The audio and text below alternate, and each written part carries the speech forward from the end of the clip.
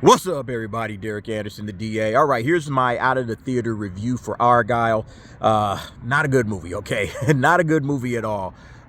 This thing absolutely has some potential. It had potential, honestly, to be a very interesting story.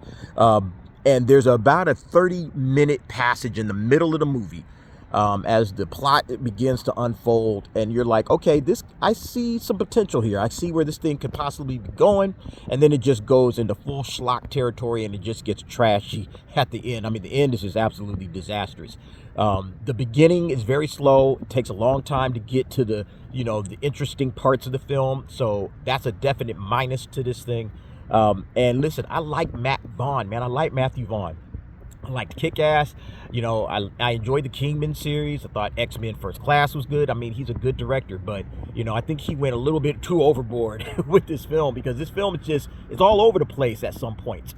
You guys probably already know the plot. You can figure it out from the trailers. Bryce Dallas Howard, she plays an author, Ellie Conway, and her claim to fame is she's good at these Argylle novels, and she's, I think, on her last novel, and everybody's kind of getting excited and pumped up for the novel series. And the catch is that all of her novels tend to, I guess, come to life, so to speak, in terms of the world of espionage. It seems like she's very predictive as to what's going on in the world of espionage. And, if you can put two and two together, you can kind of figure out where it's going with that. I won't spoil it. And then the other character is Sam Rockwell.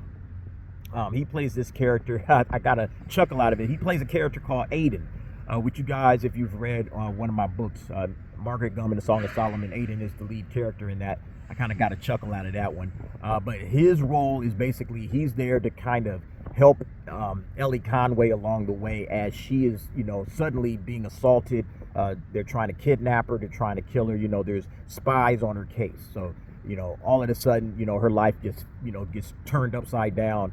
And now she's on the run. And, Sam Rockwell's character is there to kind of help her through that or whatever. And, like I said, after they finally unload all of that stuff and they get to the major points of the story, it gets interesting for about 30 minutes. And then after that, it just falls into pure schlock territory, and it just gets dumb.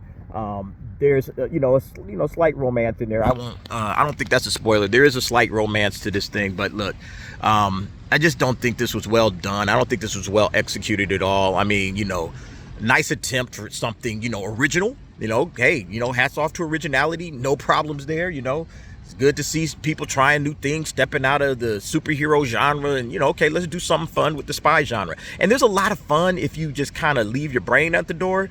But there's moments where you're just like, okay, they're taking this thing seriously. I want to see where this goes, and it just doesn't go anywhere after that. Again, just pure schlock at the end, utter schlock, utter nonsense at the end.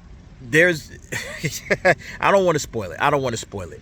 When you get to the end of this movie, you're going to be like, there were some crazy decisions that were made. And listen, there's some fun to be had. If you're just, going into this thing, just say, hey, I'm just going in to have a good time. I'm not going to worry too much about the plot making any kind of sense, any of the stuff that they're doing in here. I'm just going to go in there and have some pure, unadulterated fun. There is a post-credit scene, so hang around for the post-credit scene. It kind of lends to, I guess, Matt Vaughn and, some of his previous works. You can probably already guess what that's going to be. But anyway, folks, yeah, I wouldn't give this movie more than maybe a 4, a 4 out of 10. Again, just, poor, like, story beat. It's so long. It's just such a long movie. I was like getting tired in there, man. It's a late night. I'm falling asleep. I'm like, come on, Matt. Hurry this thing up, bro. Yeah, man, this thing was definitely about like maybe a half hour too long. And I think it comes in at about 2 hours and 20 minutes. So yeah, no need for that, bro. Anyway, so that was my out of the theater review for Argylle. If you guys watched it, if you got an opportunity to see it, let me know what you think. Jump down in the comments. Give me your thoughts and opinions. And thanks for watching.